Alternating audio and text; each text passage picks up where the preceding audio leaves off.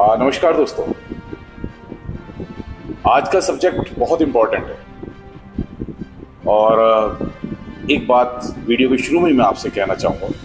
हम बड़ी मेहनत से आपके लिए वीडियो बनाते हैं, आपकी नॉलेज को इंक्रीज करने के लिए काम करते हैं। तो बदले में हम चाहते हैं कि आप भी हमारा सहयोग करें और हमारी वीडियो को ज़्यादा से ज़्यादा लोगों तक पहुँचाएं ताकि उनकी भी नॉलेज बढ़ सके। आज का जो सब्जेक्ट है वो है सोसाइटी रजिस्ट्रेशन, चाहे वो डिस्ट्रिक्ट लेवल से लेके और नेशनल लेवल तक की कोई फेडरेशन का रजिस्ट्रेशन हो। तो उसके संबंध में आज हम बात करेंगे कि सोसाइटी रजिस्ट्रेशन एक्ट एक्चुअल में है क्या।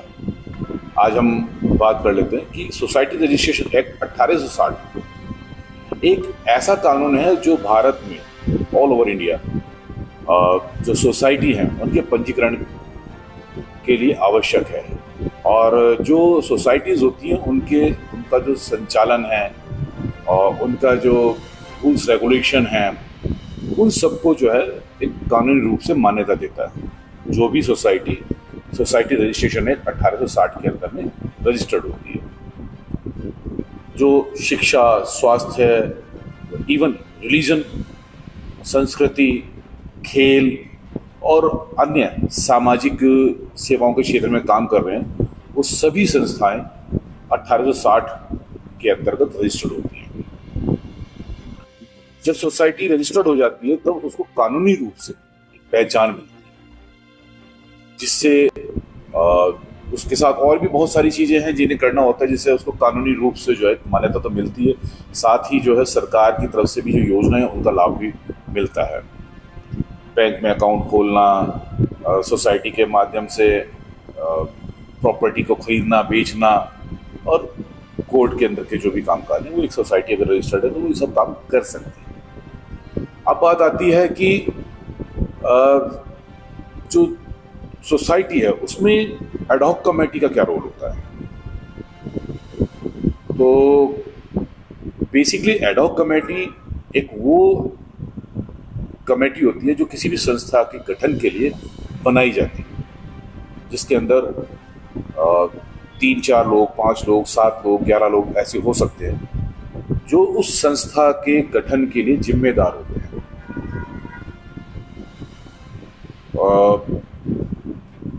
अब एडहॉक कमेटी की आवश्यकता क्यों है।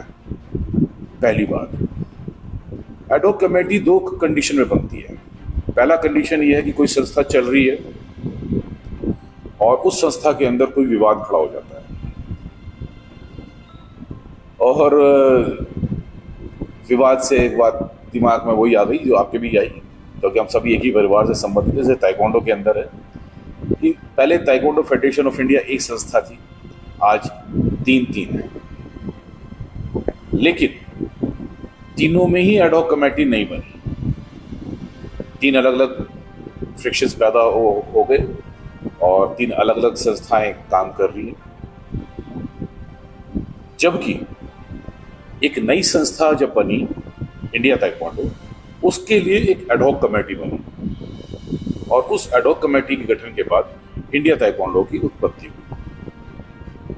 इंडिया ताइक्वांडो अपने रास्ते पे काम कर रही है और आज हमारे खिलाड़ी जो इंटरनेशनल लेवल तक जा रहे हैं, मेडल जीत रहे हैं। तो वो इंडिया ताइक्वांडो और टीएफआई एक अलग मुद्दा है, बट आज का हमारा मुद्दा है कि एक्चुअल में सोसाइटी रजिस्ट्रेशन एक्ट और एडहॉक कमेटी क्या है।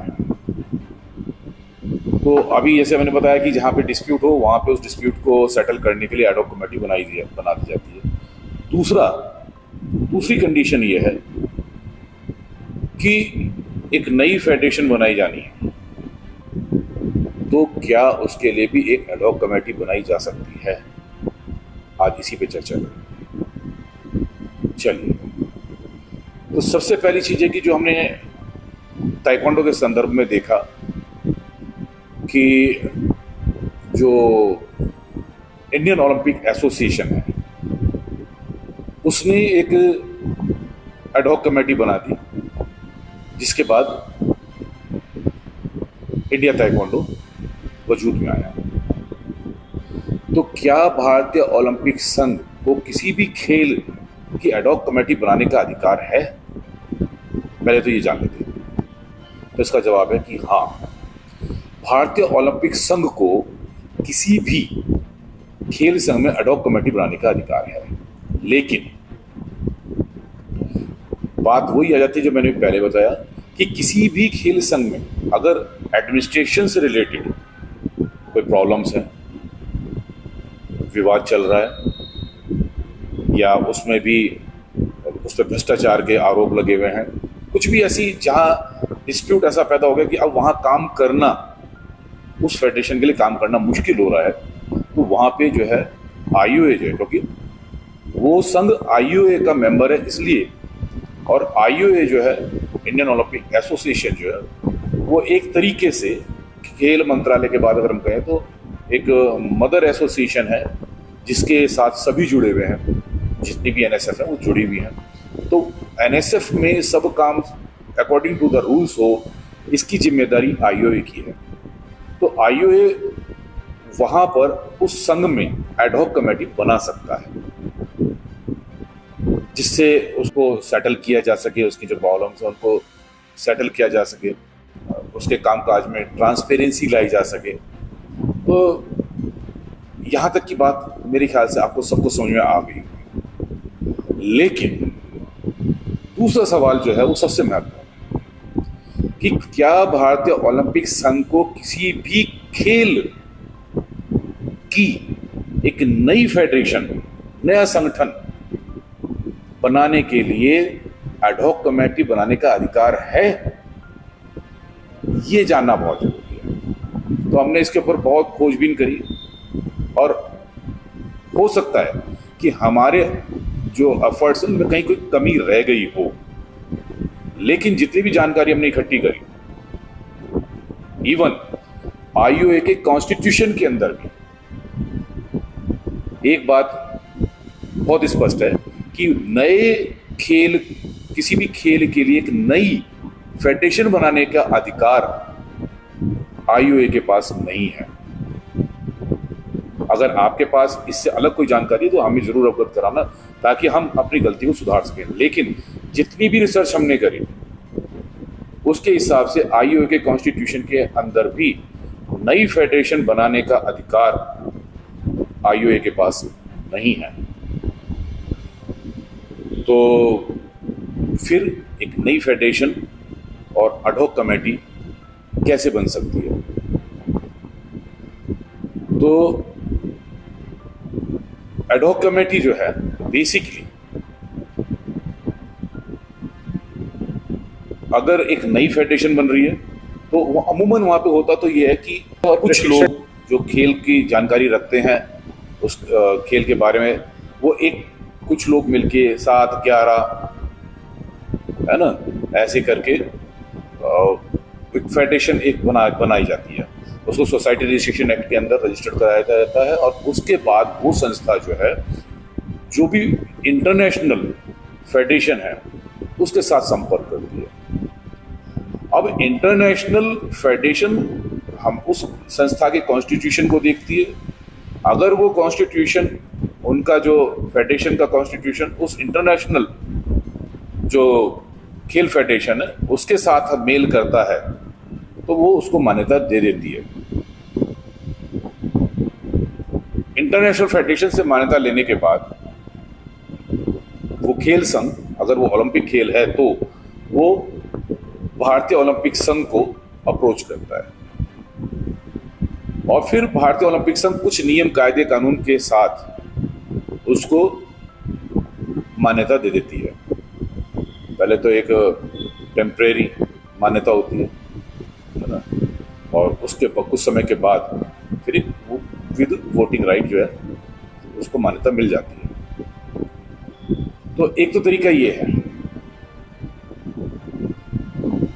अब दूसरा तरीका फिर वही है कि आप भारतीय ओलंपिक संघ के किसी पदाधिकारी को अपने साथ मिलाएं, अपनी संस्था को आईओए के साथ रजिस्टर्ड करा लें, या फिर एक तरीका वो भी है कि सारे नियम, कायदे, कानून को ताक पे रख के, जैसे ताइक्वांडो फेडरेशन ऑफ इंडिया को मान्यता दे दी गई, ऐसे आपको भी मान्यता मिल जाएगी।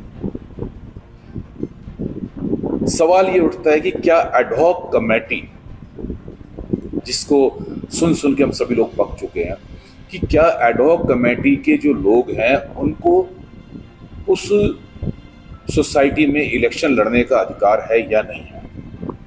तो सोसाइटी रजिस्ट्रेशन एक्ट 1860 में कहीं पर भी एडहॉक कमेटी के जो सदस्य हैं उनके चुनाव लड़ने या ना लड़ने पर रोक नहीं लगाई गई है।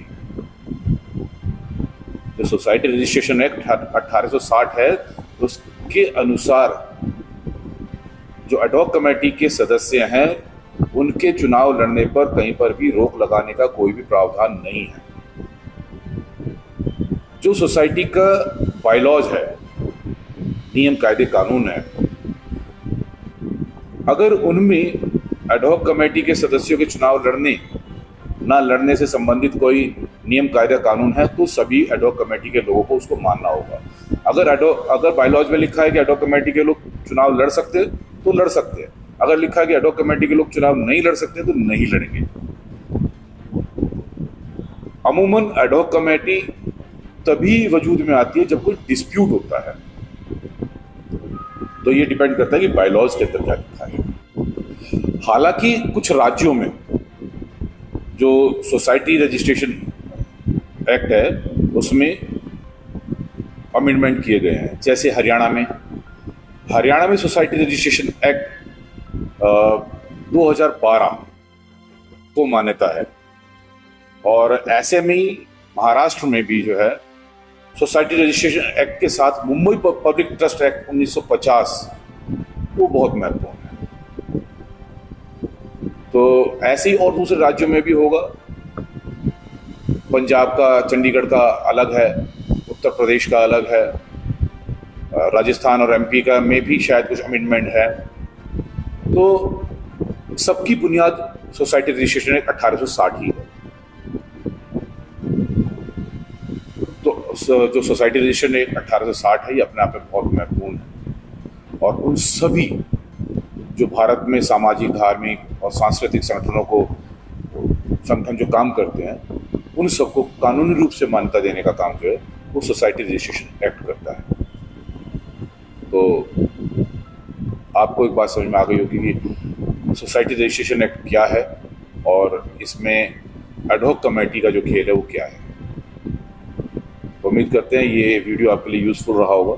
अगर आपके मन में भी कोई और सवाल है तो आप हमारे से पूछ सकते हैं। हम कोशिश करेंगे कि जितना भी हमारे से हो सकेगा हम आपके सवालों के जवाब दें, या आप भी चाहते हैं कि किसी और दूसरे विषय पर वीडियो बनाया जाए तो हम ज़रूर बनाएंगे। जैसे हमारे कुछ सीनियर खिलाड़ियों ने बात करी है कि स्ट्रेंथ ट्रेनिंग के ऊपर कुछ वीडियो जो है वो बनाए जाएं, तो हम कोशिश करेंगे कुछ एक्सपर्ट्स के साथ मिलके हम जो हमारे ताइक्वांडो प्लेयर्स हैं उनके लिए स्ट्रेंथ ट्रेनिंग किस तरीके से और क्या क्या आवश्यक है उसके ऊपर हम वीडियो जरूर बनाएंगे। डाइट के लिए कुछ पेरेंट्स ने हमारे को लिखा था, कुछ कोचेस ने लिखा था, मैं डाइट के ऊपर भी वीडियो बनाए हैं, आप उन्हें भी देखें, और अगर उसमें भी कुछ और चाहते हैं तो हमें बताएं। नमस्कार।